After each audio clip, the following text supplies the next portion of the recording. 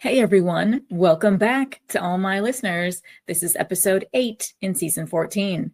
Today is Wednesday, February 19th, 2025. My name is Sonal Patel, and this is the Paint the Medical Picture podcast series.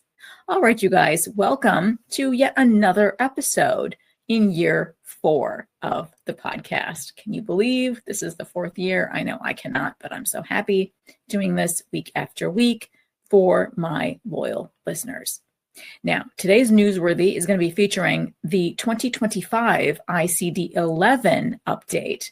I cannot believe it's finally here. The 2025 ICD11 update that was just released by WHO. And in my trusty tip, I wanted to spotlight yet another brand new code for 2025, and that is the HCPCS code G0559. And of course, I'm going to go ahead and close out and round out today's episode with a remarkable quote on change by Anne Frank. Today's episode is sponsored by HCPro. Are you looking to sharpen your coding skills? Because look no further than HCPro's Certified Coder Bootcamp Original. It is the ultimate training program for mastering ICD-10 CM, CPT, and HCPCS Level 2 coding. This intensive course is designed to help healthcare professionals like yourselves develop a strong foundation in coding principles and guidelines. Whether you're a coding professional in a professional office space or hospital outpatient settings, this bootcamp has you covered. Here's what you'll gain. Number 1, a comprehensive understanding of those ICD-10 CM, CPT, and HCPCS Level 2 manuals. Number 2, you'll also gain hands-on practice with over 500 coding exercises, which means real-world application will be at its finest. And finally, 3rd, you'll also gain personalized instruction in small classroom sizes, ensuring that you get the attention you need to succeed. Now, HCPro's next live in-person Certified Coder Bootcamp Original is being held in Charlotte, North Carolina, starting on Monday, March 17th, and it runs through Friday, March 21st. Now, as a special thank you for all of you tuning in, HCPro will be offering 15% off of your registration for this bootcamp. So simply use the promo code SONAL15 at checkout on hcmarketplace.com. So don't wait a moment longer because that bootcamp is coming up in just a few short weeks. So take the first step towards coding confidence and career growth today. Remember, use that promo code SONAL15 because it will save you 15% on your registration. So let's get into it. Today's Newsworthy is featuring the World Health Organization, WHO, because they have just released the 2025 edition of the International Classification of Diseases 11th revision. That means ICD-11. Now, it's a tool that standardizes the language used by health professionals worldwide in diagnosing, reporting, and monitoring diseases, injuries, and causes of death. Now, there are so many updates that have been made, like there are new features designed to improve interoperability, accuracy, and ease of use in national health systems, including advanced NLP and API-based coding. Improvements in error detection with enhanced spelling correction and language variation recognition, reducing errors in data entry. There's also multilingual expansion, which means it's available in 14 languages with ongoing expansion to improve global accessibility. Also, interoperability with external standards, which means ICD-11 seamlessly integrates with Orphanet, MedDRA, and other terminologies and classifications. And there's also a new module covering traditional medicine conditions of Ayurveda and related traditional medicine systems, including Siddha and Unani, which will enable systematic tracking of traditional medicine services, enhancing global research, reporting, and evidence-based policymaking. Now, the ICD, again, the International Classification of Diseases, is a flagship WHO product that serves as the basis for identifying health trends and statistics at country level and worldwide. ICD is at the foundation of WHO's 14th General Program of Work, efforts to accelerate progress towards health-related sustainable development goals. Those are the WHO's SDGs, addressing inequalities and achieving relevant national health targets. Every day, vital and life-saving decisions in clinical, administrative, policy, and research settings are guided by the common terminology defined in ICD11. ICD11 also influences the availability of financial protection and social insurance, as health insurers' reimbursements depend on ICD coding. Moreover, the classification of diseases has an immeasurable impact on how society's views and behaviors towards diseases and health conditions are shaped, how people seek and receive healthcare, how providers respond, and what policies surround the provision of care. For example, when diseases of the immune system were reclassified and given more focus in ICD-11, it helped health practitioners address autoimmune disorders based on the most current knowledge and evidence. And finally, ICD-11 shines its light towards a digital future. ICD-11 enhances global health communication by providing a standardized classification and terminology for seamless integration across health information systems, languages, and settings. Now, here's a quotation from Dr. Robert Jacob, who is the team leader for classifications and terminologies unit at the WHO. Quote, "With the new updates, the ICD-11 offers more ease of use, improved interoperability, and accuracy, which will benefit national health systems and the people they serve." End quote. Now, ICD-11 is designed for flexibility when working in non-digital settings, while its 2025 edition facilitates countries to embrace digital innovation and enhance their health systems.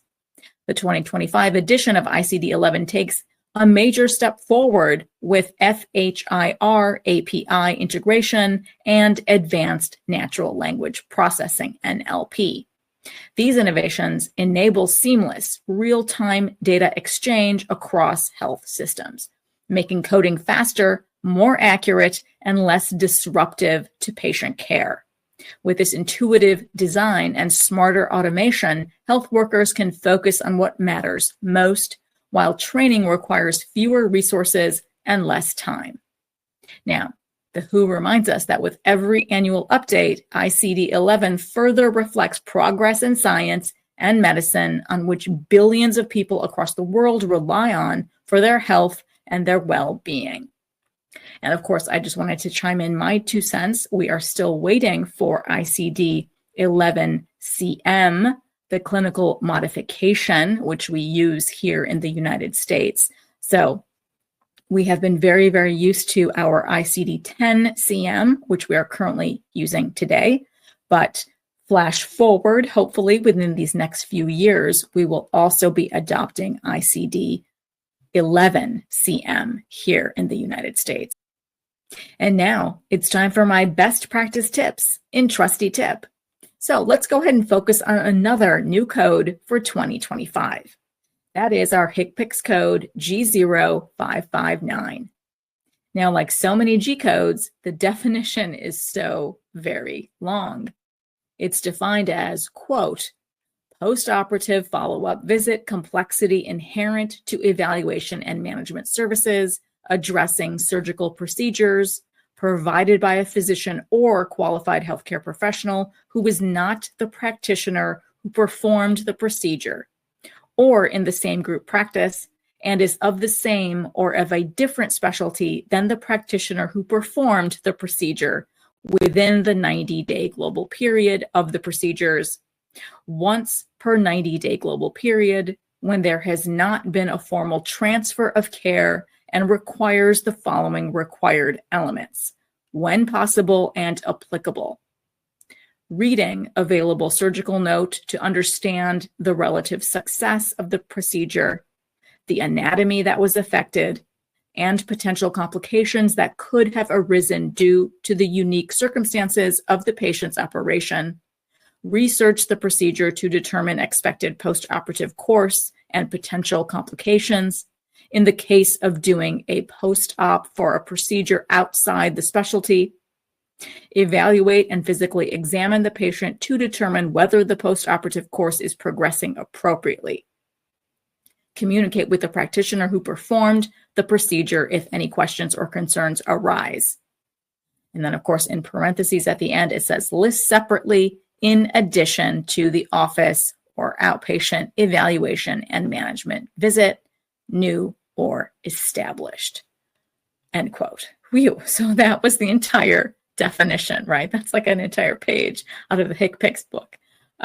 So that's a lot to unpack. But again, in my opinion, the NGS MAC here in the state of Illinois has, of course, put out some really helpful and useful guidance.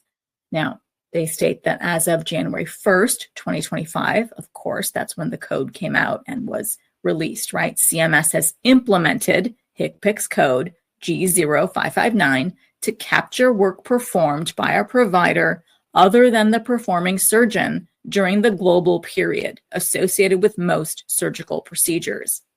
The code may be billed with or without a modifier 54 on the initial surgical service that was billed, indicating that a transfer of care has been initiated by the surgeon.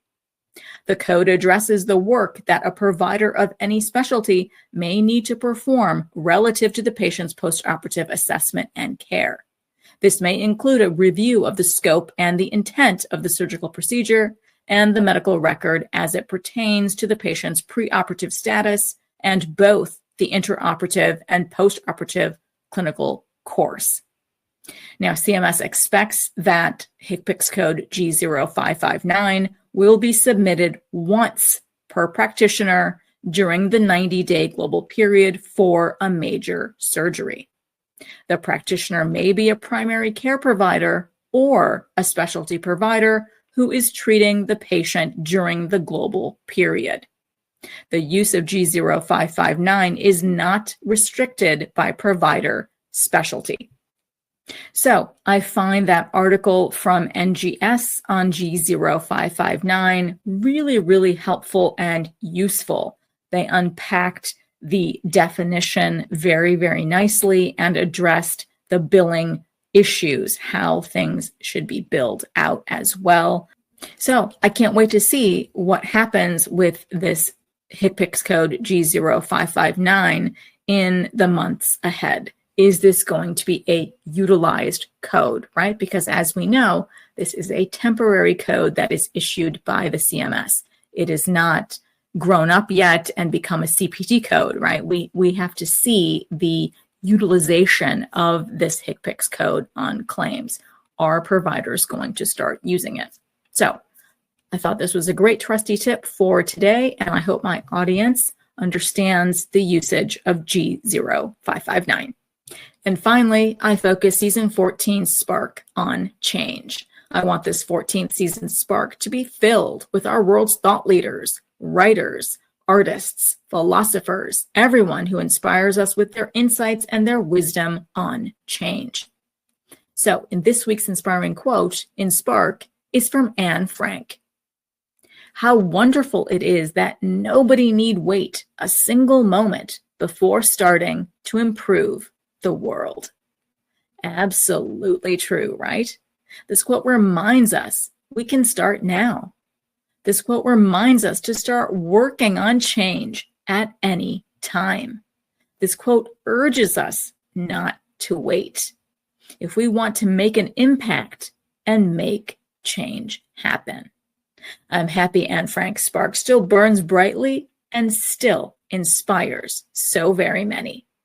All right, you guys, that wraps up today's episode. I hope this was short and sweet and ever so useful to my listeners here in the United States and over 78 countries worldwide. I appreciate all of your continued support. Thank you guys so much for listening on today's episode, and I hope every week with me brings you closer to helping your providers paint a masterpiece. See you next Wednesday.